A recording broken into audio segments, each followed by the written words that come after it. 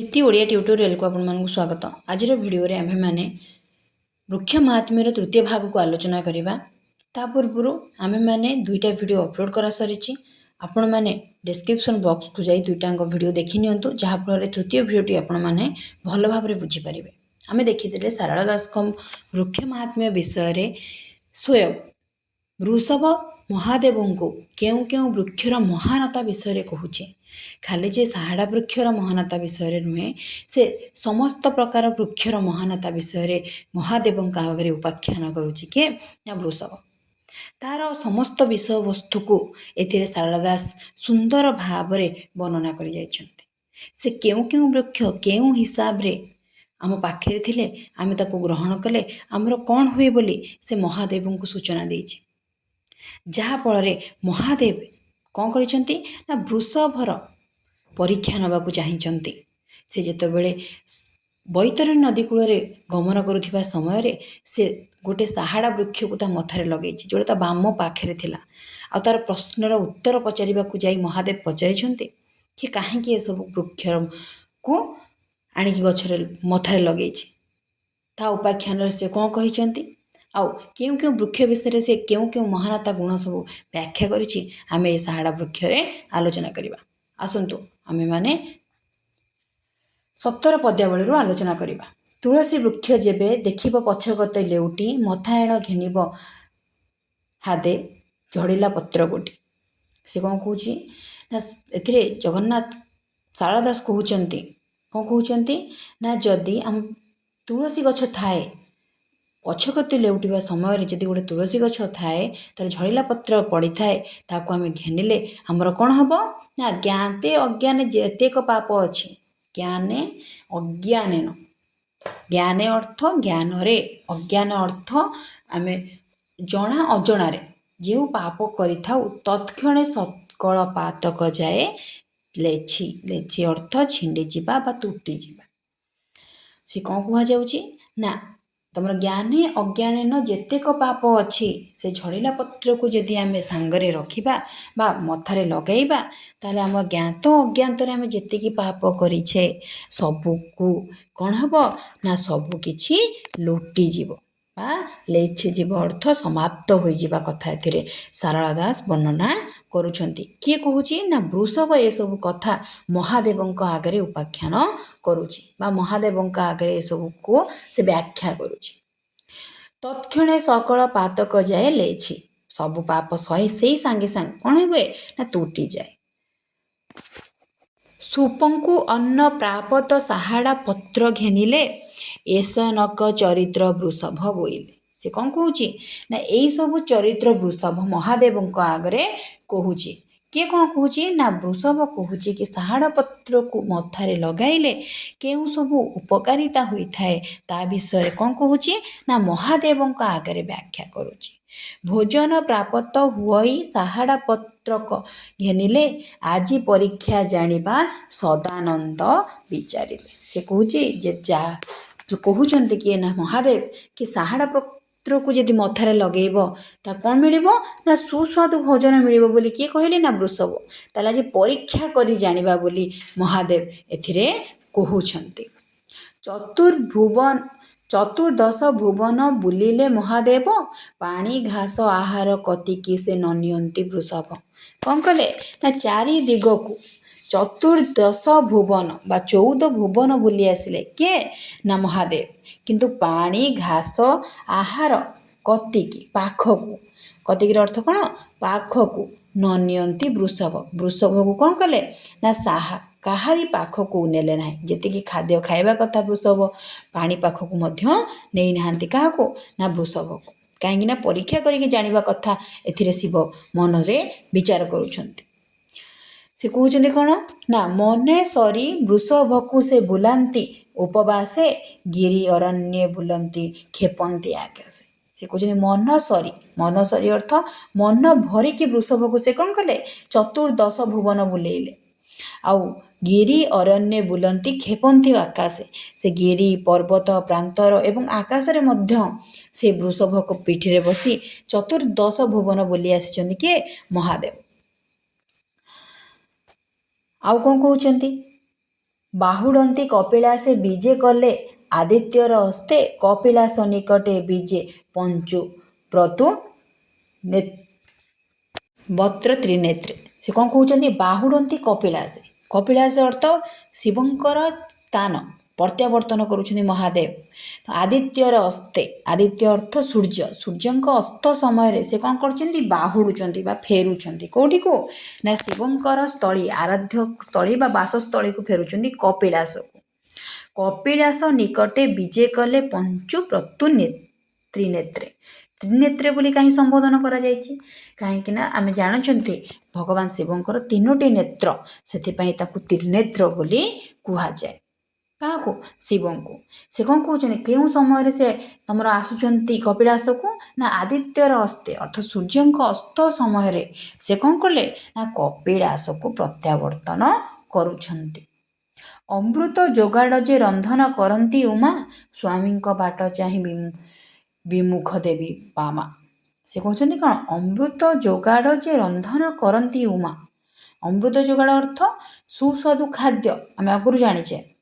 ସ୍ୱାମୀଙ୍କ ବାଟ ଚାହିଁ ବିମୁଖ ଦେବୀ ବାମା। ବାମା ଅର୍ଥ ବାମାଙ୍ଗୀ ବା ସ୍ତ୍ରୀ। କାହାରଙ୍କ ସ୍ତ୍ରୀ? ତ୍ରିନେତ୍ରଙ୍କ ସ୍ତ୍ରୀ। ତମର କାହା କୁହାଯାଉଛି? ନାତି ପାର୍ବତୀ। ଉମାଙ୍କର ଉପାଖ୍ୟାନ ବା ଉମାଙ୍କର ନାମ ପାର୍ବତୀ। ବିମୁଖର ଅର୍ଥ ଦୁଃଖ, ବାମାର ଅର୍ଥ ସ୍ତ୍ରୀ। ସେ କ'ଣ କରୁଛନ୍ତି? ନା ତ୍ରିନେତ୍ରଙ୍କର ସ୍ତ୍ରୀ ଏବେ ବିମୁଖ ଅଛନ୍ତି, ରାଗି ଯାଇଛନ୍ତି। କାହିଁକି ନା ସେ ଏପର୍ଯ୍ୟନ୍ତ କପିଳାସକୁ ପ୍ରତ୍ୟାବର୍ତ୍ତନ ନ କରିବାରୁ ସେ ମହାଦେବଙ୍କ ଉପରେ ରୁଷ୍ଟ ଅଛନ୍ତି। କିଏ? ନା ପାର୍ବତୀ। 13 ଘଡ଼ି ଯହୁଁ ଗଡ଼ିଗଲା କର ତାର, ଆପଣା ଠାକୁରାଣୀ ବିଜେ କଲେ ମୁହାଣୀର। ସେ କ'ଣ କହୁଛନ୍ତି? ନା 13 ଘଡ଼ି, ଆମେ ଜାଣିଛନ୍ତି ଗୋଟେ ଓଳିଟା 12 ଘଡ଼ି ହୋଇଥାଏ। ତ 12 ଘଡ଼ି ଗଡ଼ିଯାଇ ଗୋଟେ ଓଳି ମଧ୍ୟ ଗଡ଼ିଗଲାଣି ବା ସନ୍ଧ୍ୟା ସମୟର ଗୋଟେ ଓଳି ଆମର ଗଡ଼ିଗଲାଣି। କର ତାର ଅର୍ଥ ସୂର୍ଯ୍ୟଙ୍କର। ସୂର୍ଯ୍ୟଙ୍କର 12 ଘଡ଼ି ଦିବା ଆମେ କଥାଟା ଜାଣିଛନ୍ତି, କିନ୍ତୁ ସନ୍ଧ୍ୟାର ଗୋଟେ ଘଡ଼ି ମଧ୍ୟ ବା ଗୋଟେ ଘଣ୍ଟା ମଧ୍ୟ ଗଡ଼ିଗଲାଣି। ଆପଣା ଠାକୁରାଣୀ ବିଜେ କଲେ ମୁହାଣୀର। ଆପଣା ଅର୍ଥ ନିଜେ, ଠାକୁରାଣୀ ଅର୍ଥ ଉମା ବା ପାର୍ବତୀ ଏବେ କ'ଣ କରୁଛନ୍ତି? ମୁହାଣୀ ଅର୍ଥ ଖାଦ୍ୟ ଖାଇବାକୁ ବିଜେ କରିଛନ୍ତି ବା ଗମନ କରୁଛନ୍ତି। ସୁବର୍ଣ୍ଣ ପଇଲେମେ ସକଳ ଯୋଗାଡ଼ନ୍ତି ଭରି, ପିଠା ସାକରା ଗୋଟିକା ଛେନା ତାଗଡ଼ା ଆଦି କରି। ସେ କ'ଣ କ'ଣ ସବୁ ସୁସ୍ୱାଦୁ ଖାଦ୍ୟ ରନ୍ଧନ କରିଛନ୍ତି ଉମା, ତା ବିଷୟରେ ମଧ୍ୟ ବ୍ୟାଖ୍ୟା କରୁଛନ୍ତି। କିଏ? ଶାରଳା ଦାସ। ତମର ସୁବର୍ଣ୍ଣ ପଇଲମେ, ପଇଲମେ ଅର୍ଥ ପାତ୍ର ବା ଚେଟକା ଥାଳି ଆମେ ଯାହାକୁ କହୁଛନ୍ତି।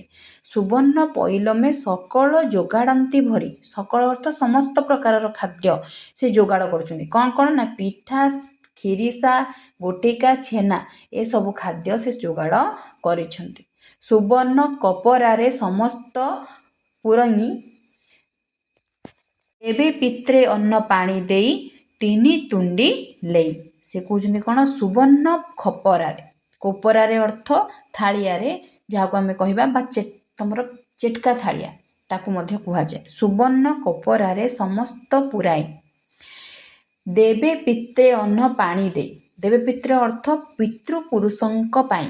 ଖାଦ୍ୟ ସମୟରେ ଆମେ ଦେଖିଛନ୍ତି କି ବଡ଼ ବଡ଼ ସନ୍ନ୍ୟାସୀମାନେ ମଧ୍ୟ ପ୍ରଥମ ଅନ୍ନ ପିତୃପୁରୁଷଙ୍କ ଉଦ୍ଦେଶ୍ୟରେ ଅର୍ପଣ କରନ୍ତି। ସେ ମଧ୍ୟ ଉମା ମଧ୍ୟ କ'ଣ କରୁଛନ୍ତି?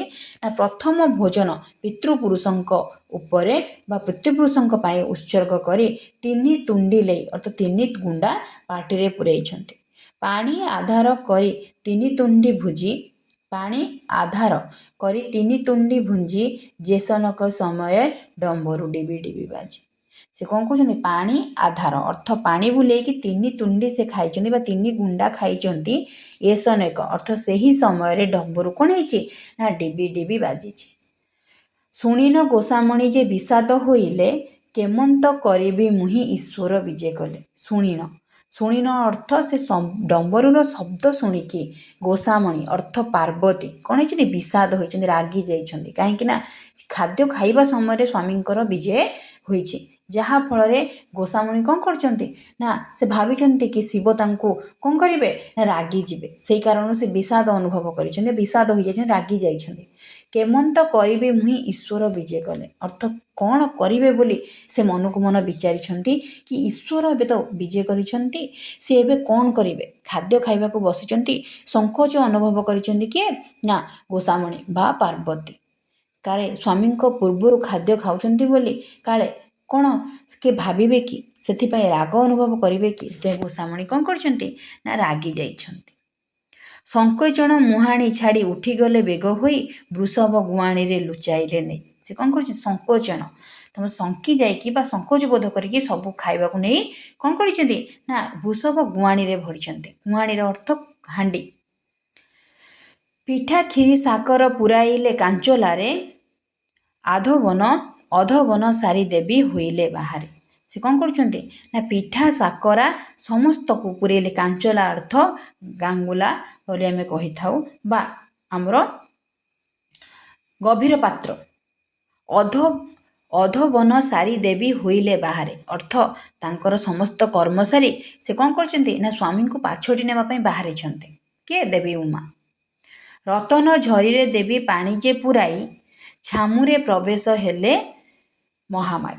ସେ କ'ଣ କହୁଛନ୍ତି ନା ସମସ୍ତ କର୍ମ ସାରିକି ସେ ପିଠା କ୍ଷୀରି ସାକରାକୁ କାଞ୍ଚଲାରେ ପୂରେଇକି ନେଇ କ'ଣ କଲେ ନା ବୃଷଭ ଗୁଆଣିରେ ଭରିଲେ। ବୃଷଭ ଗୁଆଣିରେ ନେଇ ଫୋପାଡ଼ି ଦେଲେ।